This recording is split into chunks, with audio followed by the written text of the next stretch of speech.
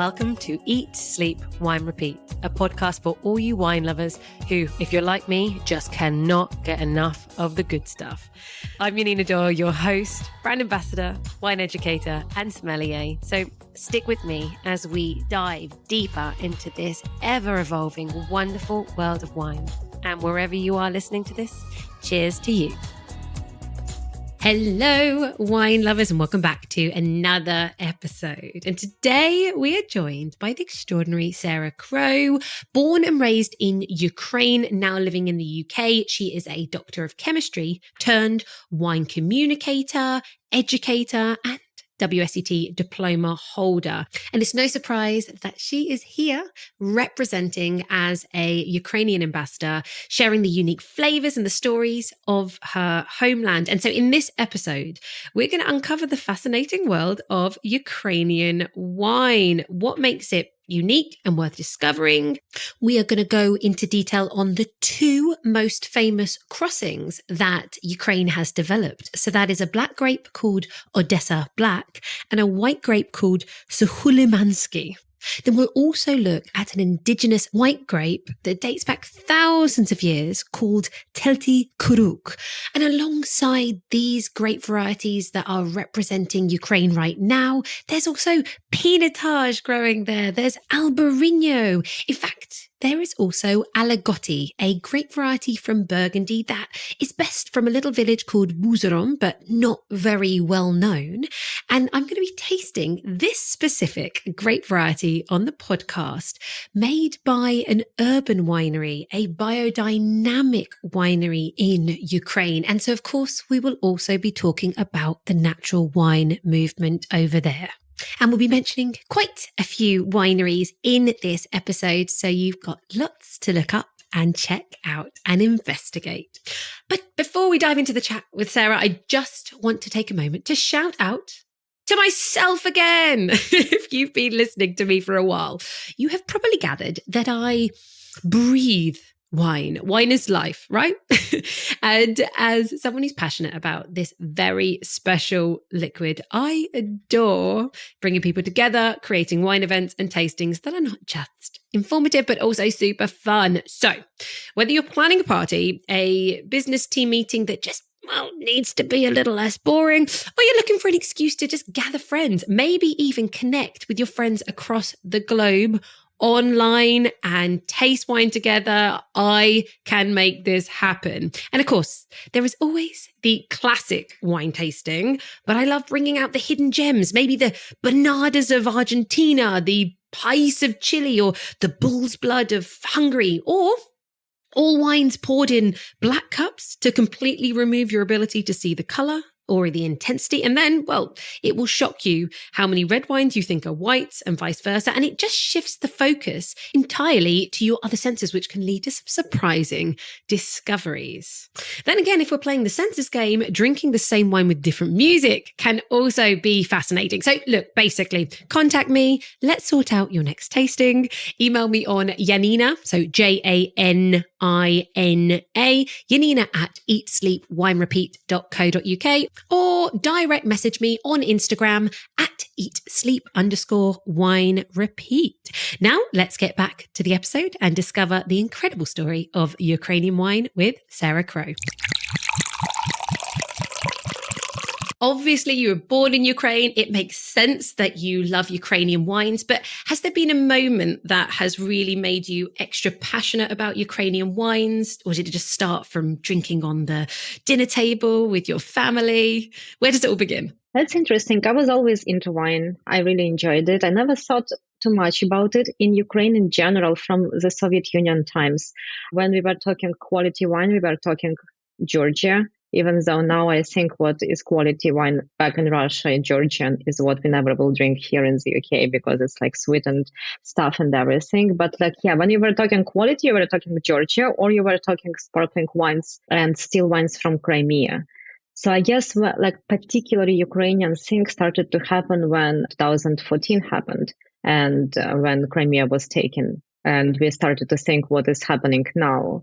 and what we will do and what will happen with the whole story behind it. And then you start to explore other regions in Ukraine, which were already doing quite a lot and where like the quality was rising enormously year by year. And when I tried the first Ukrainian wine just like from the shelf, middle range price, when I was visiting Ukraine before war, full scale war began, that was fascinating. That was fantastic. I was like, oh, wow. So we are doing stuff and this stuff is really good, even though we are going through the challenging times. Unfortunately, I'm not sure that we have this wine in Britain right now, but hopefully.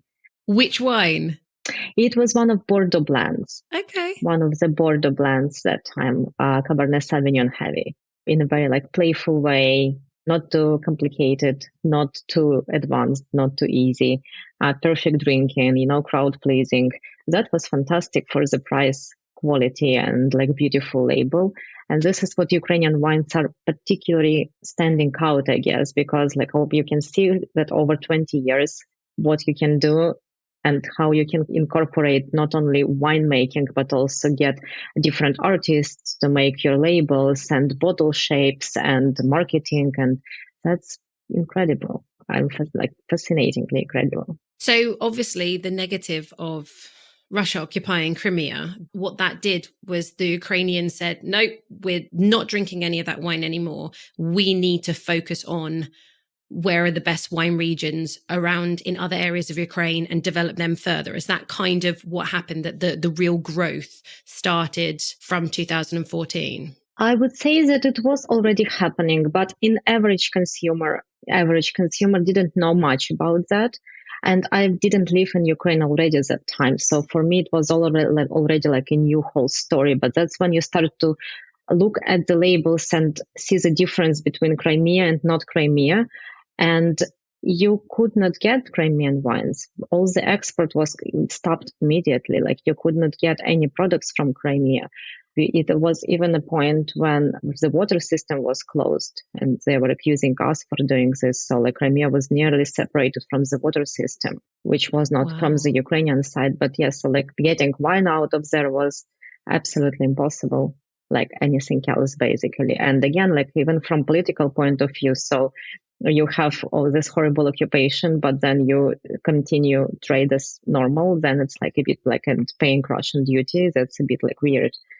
So I guess like we did have some stock of wines, obviously, but then it was stopped. So obviously the wine scene in Ukraine, it's spreading out far more, even going up into the north, which we'll talk about in a minute. And there's definitely a lot of innovation. You've been in the UK for how long now? How many years? 12. Oh, 12. Okay. I thought it was a few. Okay, fine. A few plus a few more. Okay. And so since you've gone on your wine journey, you've done your WSET diploma, you are part of the Ukrainian wine company here in the UK. That's correct, right? Yes. So how did that come about and when specifically? Funny enough, it was Decanter. I went to the Decanter event and then I was looking through the list and the first stand was Ukrainian and I went straight there and they had that amazing selection of wines. I got to know girls. I didn't think about anything and then I just wrote them an email and we started conversation and I joined the company to help spread the word about Ukrainian wines in the UK. I love that. And how long has that been going? So this is, for anybody listening, I will put the link in the show notes. You can go online, order yourself a bottle. So when did this start? A bit more than 1 year ago. Okay. Yeah. That is interesting enough because apparently before the full-scale invasion, Ukraine didn't bother a lot about exporting Ukrainian wines. We were happy enough with what we are making.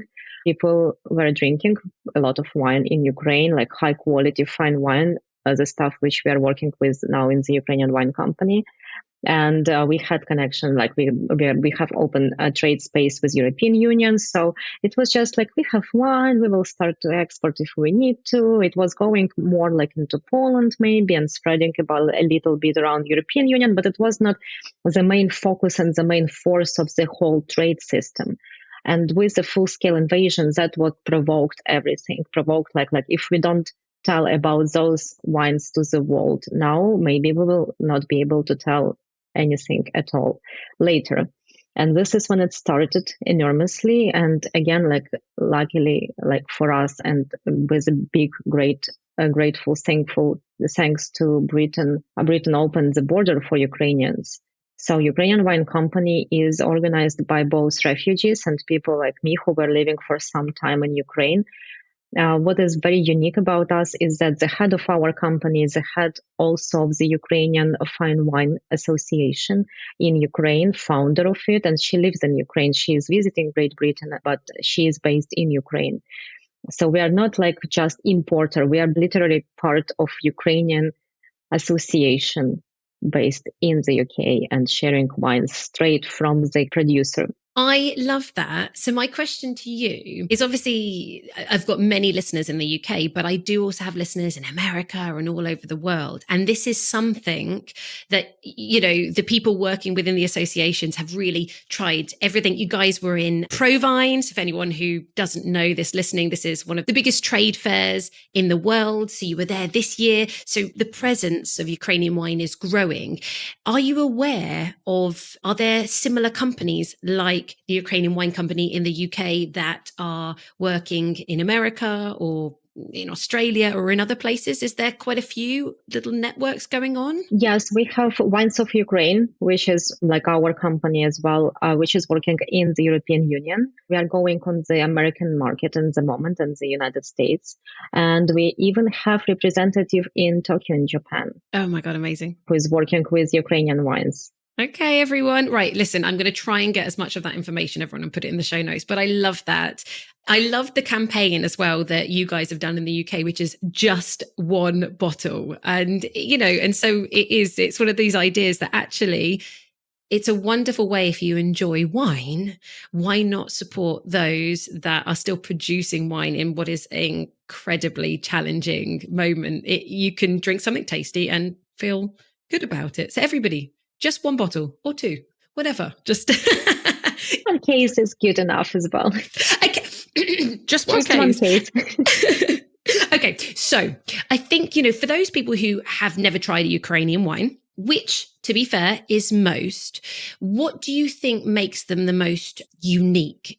Why should we be seeking them out, in your opinion? There are several things which we are doing really good. And first of all, I would say Ukraine as a young industry is very much focused on new styles and great quality. So we are using all the knowledge which was generated, and we do collaborate. Like, we are not closed in our little shell. We collaborate with people, like, depending on the producer. Some producers are connected with French winemakers. And when I was doing my WSET presentation in WSET School London about Ukrainian wines, people were fascinated by the Bordeaux blend, which I presented. And then I was meeting those students, and they were telling me that they got those bottles and they shared with their friends. And they were like, oh my God, like, this will cost like at least £100 if it were Bordeaux. The quality is outstanding, but you can get it for much less money and still like absolutely incredible quality. So blind tasted, people were saying it's Bordeaux blend from Bordeaux, outstanding quality, which is fantastic. They have also very beautiful sparkling wine. Another interesting thing, like there is a Bakush winery on the Black Sea and on the shores of the Black Sea. And they have the only region which is making Timorasso and Pinotage. Timorasso out of northern Italy, like the only out of Piedmont is Timorasso from Ukraine. We presented those wines at the Timorasso conference last year, and people were fascinated. It was like very well presented. It got amazing reviews. Our Pinotage was pretty much loved by MWs who we've gathered together in Poland last summer, showed them a huge range of all possible wines from Ukraine, just to choose 24 and 12 best and help consumer to choose what do they like and what should they try first of all. Those MWs spent 3 days tasting more than, I guess, 1,000 different wines. And in the top 24 was a Pinotage made at the shores of the Black Sea by Bakush Winery. So we are very good in making very quality wines from unique grapes using the knowledge which people bring to our region. We are very good at making unique wines from our unique, authentic grape varieties. What is different from authentic grape varieties, apart from its completely different combination of flavors for people who are already used for Albariño, for instance, and they're trying Telti-Kuruk, they can definitely figure out that they never tried anything like that before. But what, for me personally, is making a big difference, you have very fruity, flower-based notes of the wine, but when you taste it, our wines are quite big. Not in terms of alcohol, but you have quite like medium to full body, interesting wines which continue developing on your palate. And this is shocking for some people. You already have some kind of perspective, like, okay, if this smells like this, probably it should taste like this. And you're breaking the stereotypes, which is quite interesting for me as a professional and a person who loves to drink wine. So I think this is probably, we have like a combination of what people are used to, like Bordeaux blends made in outstanding quality, some completely new grape varieties, which you never know how they will taste, and they're presenting themselves as like age-worthy, interesting wines. And also just making some absolutely unbelievable grape varieties and make them in new styles and new ways and show what else can be done, and that you don't have to focus only on things which you are used to. You can just explore your terroir, trust in your land, put something else, and if it grows, make something different. Yeah, I think, you've touched on so much. I love that you mentioned the Pinotage. That same winery, how did you pronounce them? Baikush. Baikush. Yes. Baikush, right. They also do an Albariño, don't they? They do Albariño. They do Timorasa. Mm-hmm. Yeah. So this winery alone, I just found that very, very fascinating. And there's lots of wines in amphora, and there's pet nat sparkling wines. So it really did, for me, when looking at just the range even that's available in the UK, you're really playing with traditional ideas, new ideas, lots of interesting blends. And now, just one thing before I take this onto the wine regions, you talk about this Bordeaux blend that everyone was saying, this should be £100 if it was from Bordeaux. Come on, everyone listening is like, which one is this?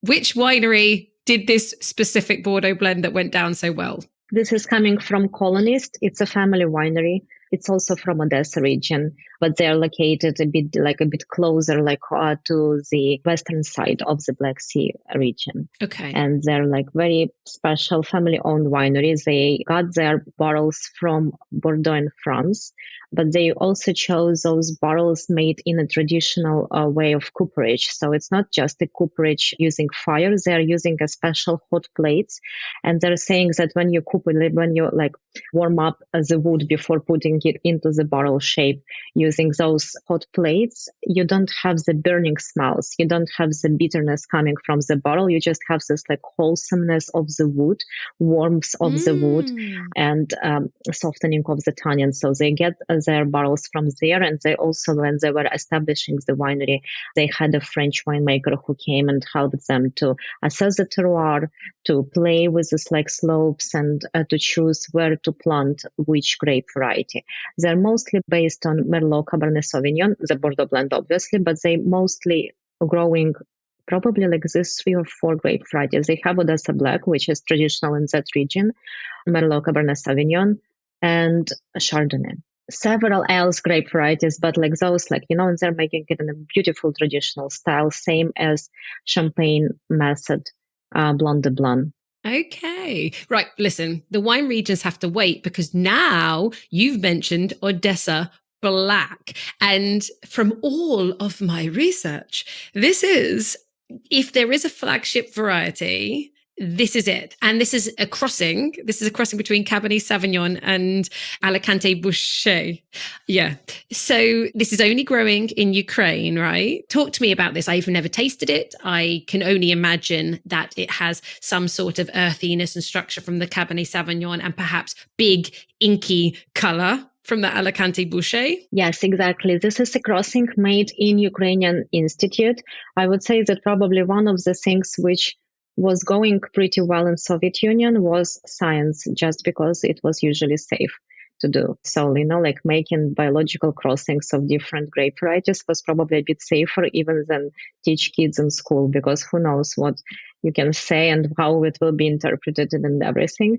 Telti-Kuruk University was very famous for making several very successful crossings, and the whole world knows Pinotage, which we just mentioned and talked about as one of the most successful crossings.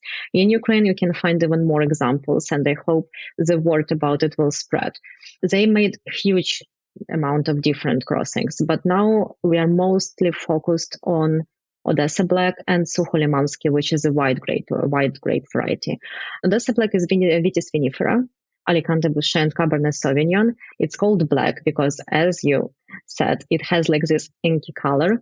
I luckily didn't stain my clothes, but a friend of mine who is working with Georgian grape variety told me that like she is always on a search for like things to clean this wine stains, because she works with Saperavi, which is another tinted grape variety, and it is apparently quite tricky. So varnish might not do the thing. So if you drink it, be careful. Don't play your swirl if you're not too confident.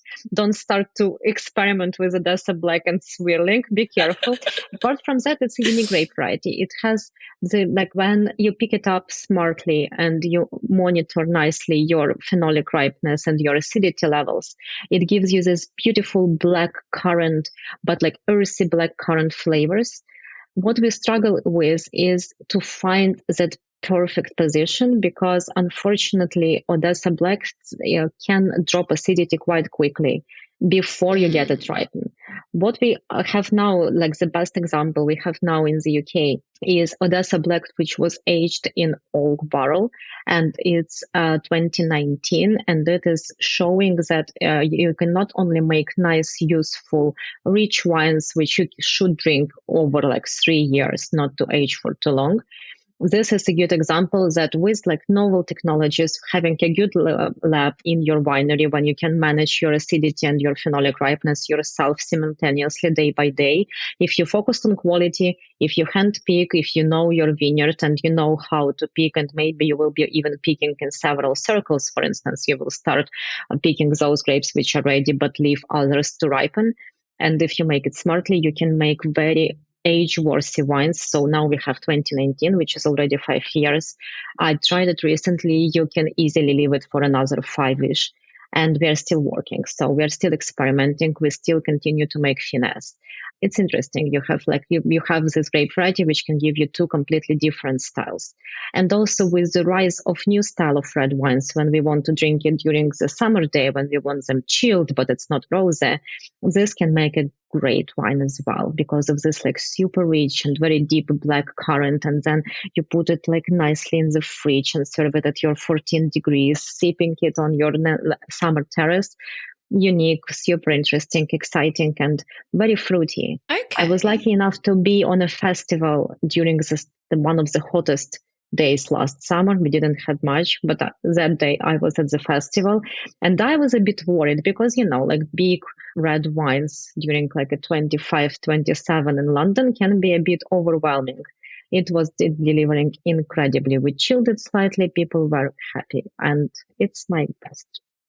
Best example is when you see it in action, not just in your professional mind theory, but seeing that it is working and people love it. So question though, you're talking about this being such like a big, kind of a bold style of red, yet you can chill it down. Does this grape variety have quite soft tannins then? It depends on how you make it. You can have those Cabernet Sauvignon tannins, but then you will have to play really nicely with your acidity and your aging and everything. But if you pick up early, if you don't to get color, you don't have to extract too much, because this is a tinted grape variety itself. As all of your listeners know, it probably 99% of your grapes, whatever the color of the skin is, the juice is transparent. But Alicante Bouschet is that red tinted parent, and and Odessa Black still have it. So you still have this color. And if you're making a gentle extraction, just to have this like lovely crunchy tannins to just like give you a little bit of a kick, but then you have all of this beautiful red currant and fresh, like dark summer berries from the juice, it makes an incredible easygoing wine. And also your alcohol is much more moderated. So you're probably talking 12.5, 13. Okay, we like that. Okay, everybody, there you go. So quite clearly on that grape variety alone, there's a whole spectrum and exploration that can happen there. What about the white crossing that you mentioned, which is a crossing of Chardonnay with, I don't know, Plavai? Am I pronouncing it correctly? Yeah, you're absolutely right. Okay. It's apparently a Moldovan grape variety, Plavai, which obviously, like Odessa region is slowly going to the Moldova part and bordering Moldova on the western side.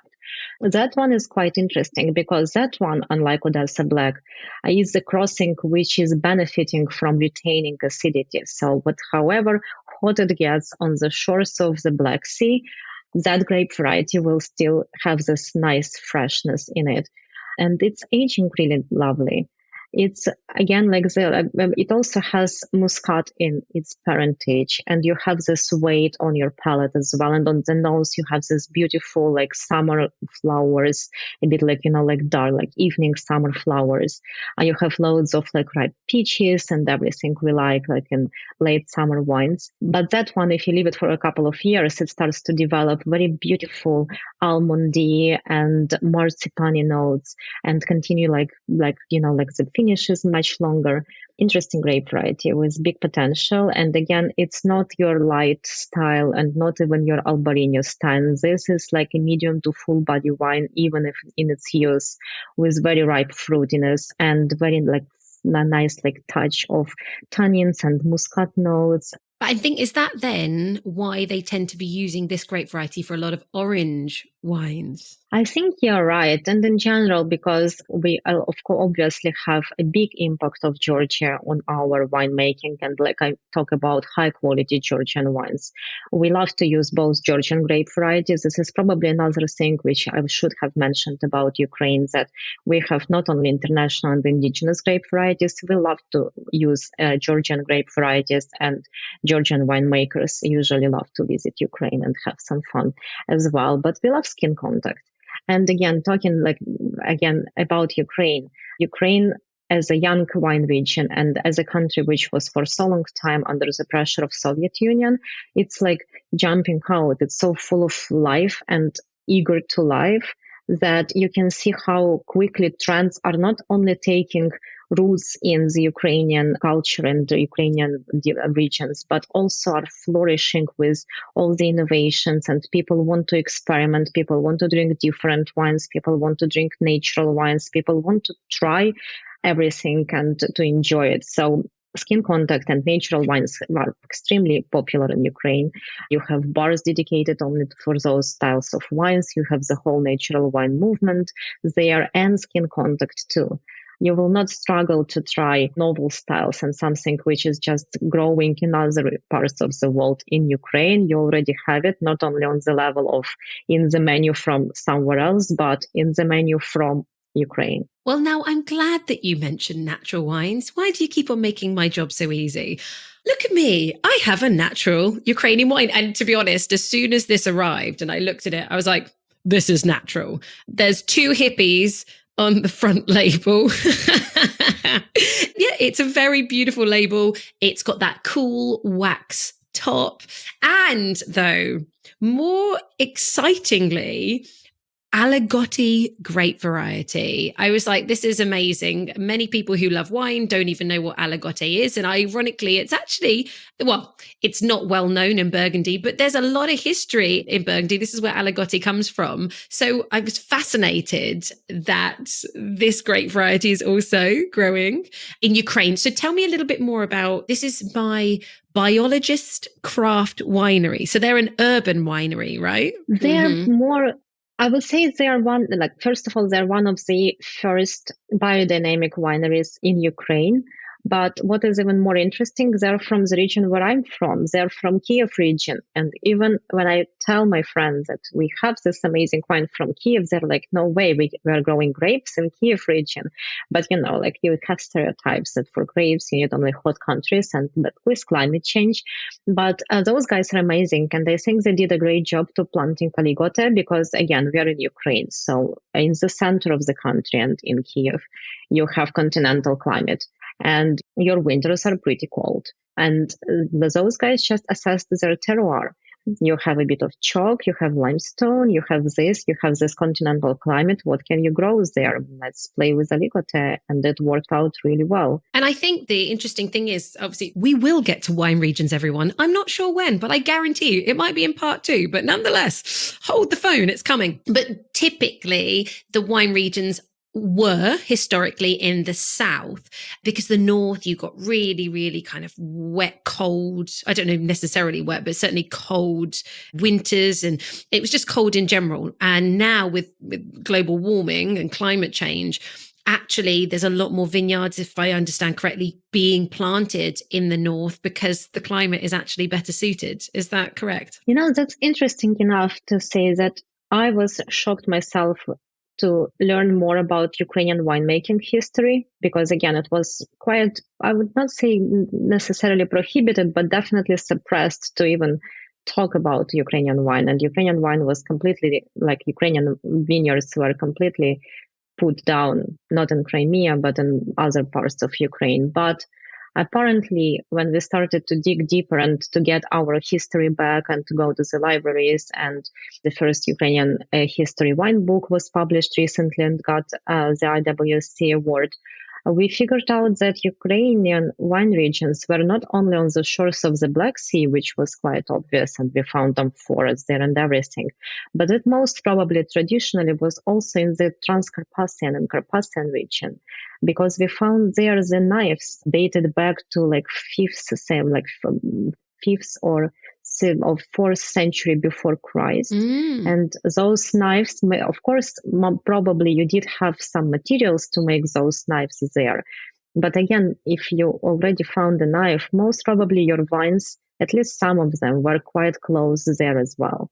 So we probably can say that Carpathian region was making wine for a very long time, even before the climate started to change and before we got to know better how to grow grapes and where to grow them. Carpathian region is special because it can be very wet and obviously it can be very cold, but also you have these different rolling hills and different mountains. So people are smart enough to grow on the side of the hill, which is protected from the income of rain. So the rain falls on the left, for instance, and you're growing your vines on the right side of it. And then you have this nice drainage, and then you have it south facing, which is warming up during summer, and you're making beautiful wines. Apparently on volcanic soils as well, which you will never say just looking at it, and granite, which is directly sending us back to Austria and Germany because we have the granite there as well. Again, it's quite clearly something that can be explored. And Aligoté, I don't know, could actually be, in general, as the climates do warm up, Aligoté in general is really high in acidity. So this is a great variety that maybe many wineries, not just in Ukraine, should be considering as well. This is a really fascinating example. It definitely has that slight, I get even like a little bit of a slight yeastiness to it. So it's got a bit of a natural vibe for sure, but it's got these like fennel notes and kind of lime. It's got a green style to it, but very, very fresh and quite satisfying. And because I had to do my research, I paired this with some Asian food, some deep fried coated prawns and some noodles yesterday. And it came alive with it. It really, really works. So it's nice to drink now, but actually as the style it is with that really kind of high acidity and then a slightly savory, maybe yeasty ginger edge and fennel vibes, really, really good with food. Yeah, I really enjoyed it. Thank you. That's exciting. I should try that one probably as well. What is biology is doing as well? They are doing aged style of this Aligoté, and then it gets a bit more body, and it's aged in barrels, and then it becomes a bit more like, even after dinner kind of wine when you want to sip maybe with your cheese or something like that. But yeah, what I also really enjoy about biologists, they are biodynamic, they are very organic. They try not to add any sulfur dioxide, and they do all the natural wine thing, but it's not too funny, it's not too funky, it will not put people away even if they never tried natural style of wine, which is always like I'm usually quite worried about when people never tried natural and then you give it to them. You want to give something not to put people away from it straight away and just let it sit down and kind of, let people think a bit about it and get used to it. But those wines are very friendly. They're not too funny. They don't smell too funny. You don't feel like you're stepping in the farm. You know what I mean? They're like welcoming you in the world of natural wines rather than challenging you into the world of natural wines. I agree. And what you get with this is just a slightly more savory edge, a little bit more textural. You can feel a little bit of a coating on your tongue, but I'd love to try the older version because this is a 2023 and for everybody, 11.5%. So, everyone's talking about lower alcohol. This is great. I'm drinking bottle number 66 of 2,100 bottles. I always get very excited when I'm drinking something that is in the very low thousands. So it's quite nice to try something that there's not a lot of. And they even put the exact date, 3rd of the 11th, 23. So this must be, I assume, when they picked it. If it's a 2023 vintage, it must be that they picked it, or unless it's some other kind of code of when it finished fermentation and was bottled. But I think probably right just at I don't know, 3rd of the 11th. I'm just thinking that's November. I guess it's a bottle. Could be when it's bottled. Yeah, in my head, I was thinking it was October. So I think actually they've bottled it. But I love the fact any wine bottle that gives you this extra information, you just feel like you know more about, and it's all hand. That information is wrote on by pen. Fascinating. Yeah, it's all handwritten. They really love to play with that. And also, I guess we still have it in our stock in the UK, but they have this very special orange blend, which was bottled just after the invasion started, and they didn't have labels there. So they made the label from blue and yellow tape. Oh. So they didn't have labels, and they taped blue and they taped yellow, and they hand signed every bottle. And the blend name is Slava Ukraine, which is like glory to Ukraine in translation. And that bottles are super special. I'm not sure if we have, I guess we definitely have that blend, but I'm not sure if we have that vintage or we sold it out and we have the next vintage already when they already had some labels, but still. I definitely know that you can get those very special bottles in London shops and Selfridges. They still have several examples and it's unique. I think that's the thing. Wine is individual anyway. Every wine tells a story. And I think this is a nice invitation for everybody who's listening that hasn't ever tasted Ukrainian wine. There's even more of a story behind many of these wines. And it's for us to uncover and enjoy that wine whilst, understanding, opening up our eyes a little bit more to the world and what people go through. So it's beautiful in its own way of how they were resilient enough to find a way to be able to label their bottles. And it's quite unique, isn't it? What about some other grape varieties? We've talked about the 2 grape varieties, the red and white, that are crossings, but you have another grape variety that dates back thousands of years. And I don't know whether I want to pronounce it. Telti-Kuruk. Perfect. Yeah, that's it. Yeah. Okay. Well done. Yeah. Yay me. Well done. It's a bit like in German language, right? It's not an easy language, but reading is easy. You can you just read it letter by letter and you're there. Yes, Telti-Kuruk is one of the indigenous grape varieties, not a crossing, which we had probably from the 5th century. We are still doing our research. And again, like going back to history, many vineyards were completely destroyed during the Soviet Union.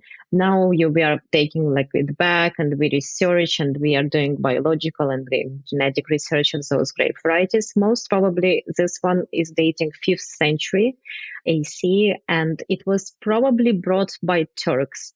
The name in Turk language means foxtail, not as a flower, but literally as tail of the fox, because grapes are orangey a bit. And the grape bunch is making a shape, it's like quite long and pointed, so it looks a bit like a foxtail.